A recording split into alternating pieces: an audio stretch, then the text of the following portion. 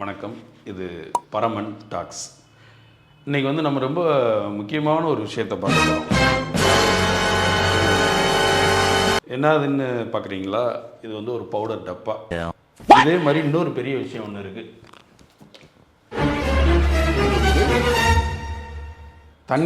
தண்ணி கேன்னு சொல்லக்கூடாது, கண்ணீர் கேன்.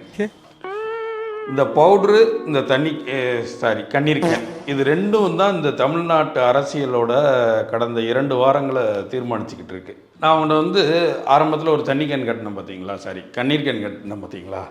அந்த கண்ணீர் கேன் வந்து எங்கேருந்து எடுத்ததுன்னா, கல்யாண வீட்டில் இருந்து எடுத்தோம். அதாவது தமிழ்நாடு முழுக்க நடக்கிற எல்லா கல்யாணங்கள்லேயும் இதுபோல் வந்து ஒரு 4-5 தண்ணி கேன் வந்து ரெகுலராக கிடைக்குது. அதுக்கெல்லாம் காரணம் என்னன்னு உங்களுக்கே தெரியும். யார் கதறலின் அடிப்படையில் இந்த கண்ணீர் வருதுன்றது தெரியும். முதல்ல தமிழ்நாட்டில் இந்த கல்யாண வீடுகளில் அரசியல் பேசுகிறத தடை பண்ணணும் போல். எப்போ பார்த்தாலும், அதாவது வந்து கடந்த 2 நாளைக்கு முன்னாடி நடந்ததில் கூட வந்து 6 மாதத்தில் ஆட்சி கலைஞ்சிரும் அப்படின்னு ஒரு கல்யாண வீட்டில் பேசப்பட்டிருக்கு. அப்போது சரியான கோணத்தில் தான் திமுக போகுதா? நேரத்தில் இந்த பக்கம் எடுத்து பார்த்தீங்கன்னா தாவேக்காவுக்கு வந்து ஒரே பவுட்ரு பிரச்சனையாக இருக்குது. பவுட்ரு போட்ட ஒரு அம்மா வந்து புரோட்டோக்காலை ஃபாலோ பண்ணணும்னு சொல்லி முதல்ல தாவேக்காவை காலி பண்ணிட்டாங்க.